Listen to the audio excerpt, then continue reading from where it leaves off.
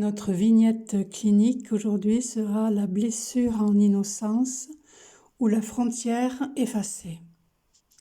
Histoire clinique. Sa mère, dans un geste de confiance prématuré, lui avait confié dès l'enfance l'épreuve d'une agression intime subie durant son adolescence. Déjà très jeune, elle dut porter ce récit sans qu'aucun espace symbolique ne la protège ou ne la transforme. Elle-même encore enfant fut entraînée dans des jeux corporels imposés par ses frères plus âgés. Des gestes où la spontanéité fut pervertie, sans qu'elle puisse nommer la confusion, sans recours à une autorité protectrice. Lorsque ses parents se séparèrent, son père rompit toute relation avec elle. Elle vécut alors un double abandon. Être reléguée comme un fardeau émotionnel, éprouver une colère diffuse, impossible à adresser clairement, puisqu'elle n'était responsable de rien. Le travail en séance a commencé par interroger ses relations affectives et corporelles multiples. À ses yeux, elle semble reproduire une dynamique ancienne, le prolongement d'un lien fraternel brouillé, où la perception du désir, de l'appropriation, de la frontière intime semble suspendue. Elle se prête aux rencontres non pas par désir construit, mais par fidélité inconsciente à une innocence passée, comme pour maintenir vivant un lien qu'elle n'a jamais pu élaborer autrement. Le bien et le mal dans son rapport à l'autre semblent abolis, non pas par défiance envers la loi, mais comme une tentative de préserver un lien affectif premier au prix de l'effacement de sa propre altérité.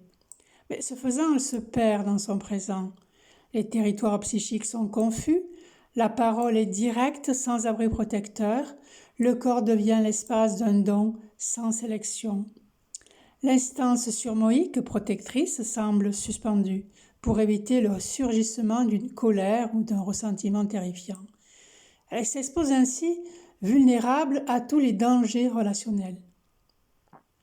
Comme hypothèse clinique, on avancera un trauma non symbolisé, une intrusion vécue trop tôt pour être pensée, un maintien sacrificiel du lien, préserver l'illusion d'une relation fraternelle intacte en renonçant à toute différenciation. Une colère inversée, retournée contre soi plutôt que dirigée vers les agents de cette injustice. Une désactivation protectrice du surmoi pour éviter l'effondrement narcissique et l'explosion émotionnelle.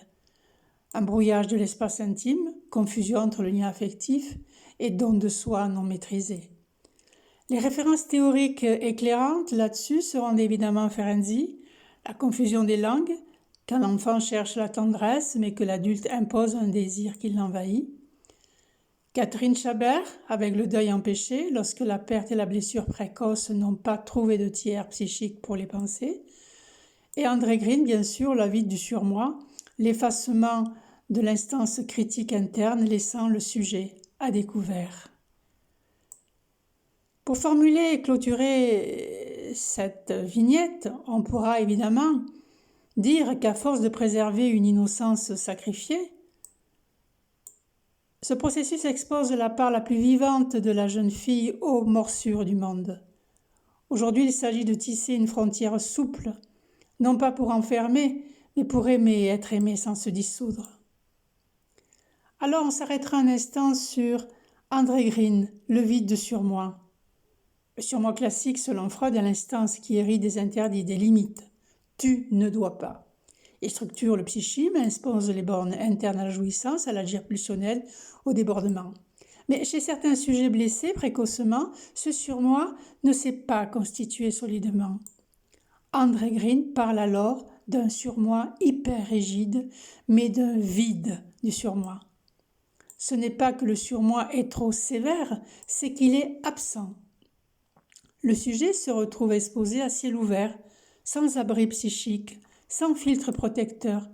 La conséquence est vertigineuse. L'impulsivité n'est pas freinée, l'angoisse n'est pas contenue, la différenciation entre le moi et le surmoi devient trouble. Le sujet se trouve à découvert, dans un état de vulnérabilité psychique radicale. On va d'ailleurs à ce propos-là faire une référence au film d'Hitchcock, La mort aux trousses. C'est une scène intéressante quand Cary Grant est seul dans un immense champ de maïs sous un ciel sans issue, où des avions militaires surgissent en rasant le sol, le pourchassant sans abri possible. Le champ, c'est le moi nu, sans couverture protectrice. Les avions, ce sont les pulsions, les angoisses archaïques, surgissant sans frein. Le sujet est donc pris au piège d'une menace sans limite, sans surmoi pour médiatiser l'attaque, sans toit pour retentir l'intrusion du dehors. Chez ce patient, le moi est un champ ouvert, sans digue contre les pulsions, sans toit contre les assauts du dehors. Le vide du surmoi expose l'être à une intempérie constante, où tout surgit, où tout pénètre, sans instance interne pour nommer, différencier, civiliser. Dans cette sexualité livrée à tous les vents, sans frontières intimes, c'est bien entendu ce champ sans limite. Elle n'a donc pas de surmoi pour lui interdire de se donner. Elle n'a pas d'interdit pour la protéger d'elle-même et des autres. Il faudra donc travailler pour rétablir un surmoi non pas répressif mais protecteur, structurant, qui civilisera son désir.